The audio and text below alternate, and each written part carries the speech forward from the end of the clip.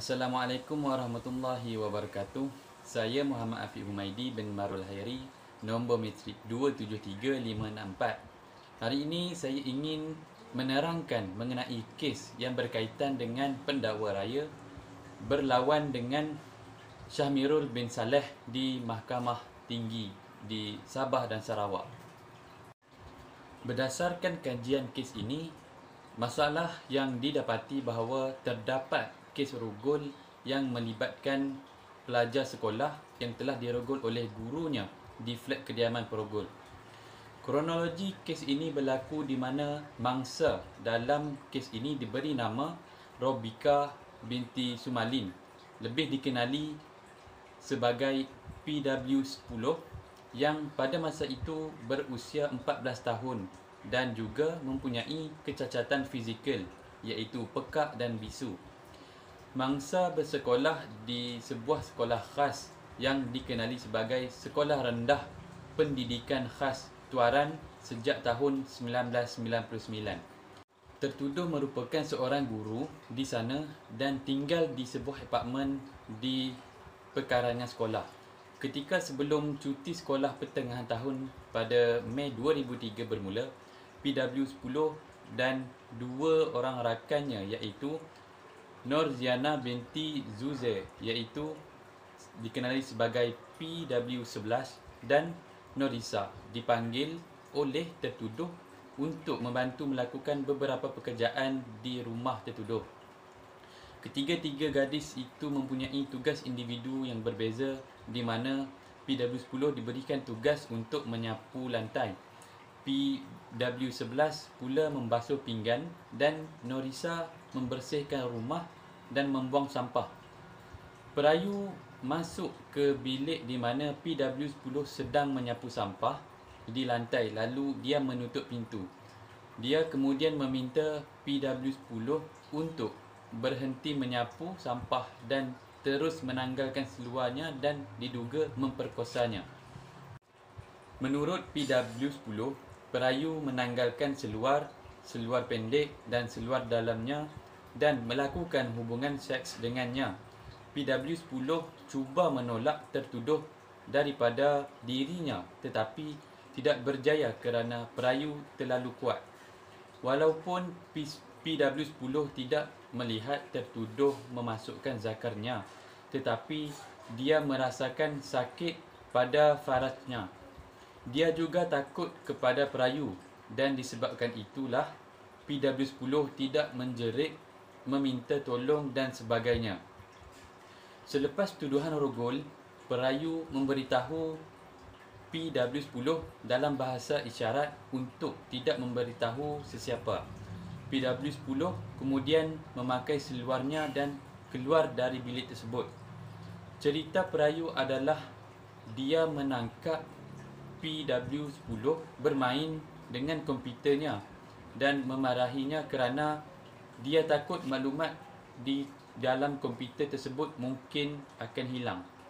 Hakim Mahkamah Seksyen berpendapat setelah membaca bukti dan alasan oleh Hakim Mahkamah Seksyen, tidak diragukan lagi bahawa kes ini adalah kes di mana hakim perbicaraan menerima bukti berkaitan dengan pengadu berdasarkan penemuan fakta yang diperoleh. Ini terbukti dalam bahagian penghakiman setelah menilai bukti pendakwaan yang mana dari keterangan saksi utama pendakwaan. Hakim berpendapat bahawa kes pendakwaan sangat bergantung pada kredibiliti PW10 dan pada tahap tertentu daripada bukti PW11 yang memberikan penerangan terhadap kisah PW10 yang berada di rumah tertuduh pada hari PW10 dirogol. PW11 tidak melihat kejadian rogol itu, tetapi dia ada bersama PW10 dan Norisa pada hari kejadian tersebut. Satu perkara yang pasti ialah PW10, PW11 dan Norisa berada di rumah tertuduh pada ketika itu yang sedang melakukan tugas untuk menolong membersihkan rumah tertuduh. Semasa PW10 sedang menyapu lantai di bilik terakhir yang ditanda sebagai EXP3M. Tertuduh masuk ke dalam bilik lalu menutup pintu bilik dan merogol PW10. Semasa pemeriksaan soal jawab, didapati bahawa PW10 tidak goyah ketika dia menceritakan kisahnya. Berkaitan dengan fakta kes, tiada penemuan fakta utama dalam kes ini. Akan tetapi, mereka hanya mengkaji penemuan fakta utama yang dibuat oleh Mahkamah Perbicaraan. Pada akhir kes pendakwaan, Hakim Mahkamah Seksyen yang berpengalaman mendapati bahawa ada kes yang munasabah terhadap perayu dan disebut seperti untuk membela diri.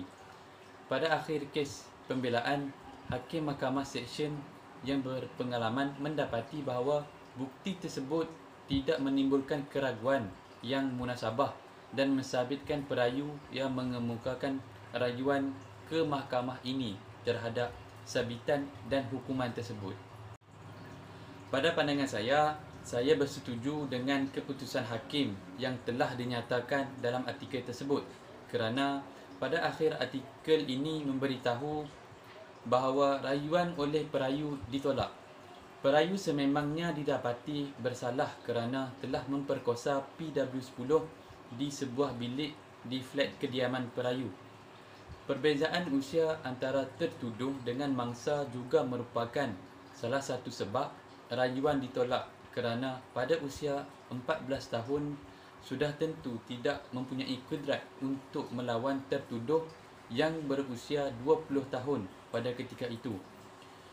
Perbuatan yang dilakukan oleh tertuduh boleh dihukum di bawah Seksyen 376 Kanun Keseksaan Undang-Undang Malaysia.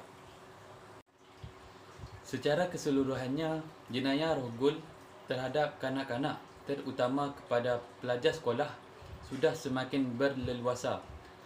Pengawasan terhadap pelajar sekolah berada di tahap yang minimum oleh ibu bapa dan guru. Murid-murid di sekolah merupakan satu amanah yang diberikan oleh ibu bapa kepada guru-guru di sekolah untuk mendidik para pelajar agar menjadi insan yang berjaya di masa hadapan. Kes seperti ini boleh dianggap sebagai harapkan pagar makan padi kerana seorang guru telah menghancurkan harapan ibu bapa dalam mendidik anak murid, malah merosakkan lagi maruah anak murid hanya semata-mata untuk mengenyangkan nafsu yang lapar. Justeru, semua pihak perlu memainkan peranan masing-masing dalam mengatasi jenayah rogol dalam kalangan masyarakat di Malaysia. Rakyat Malaysia perlu peka terhadap perkara-perkara yang berlaku di sekeliling mereka agar dapat berwaspada dengan penjenayah, terutama bagi golongan yang berisiko tinggi seperti wanita dan kanak-kanak. Sekian, terima kasih. Assalamualaikum warahmatullahi wabarakatuh.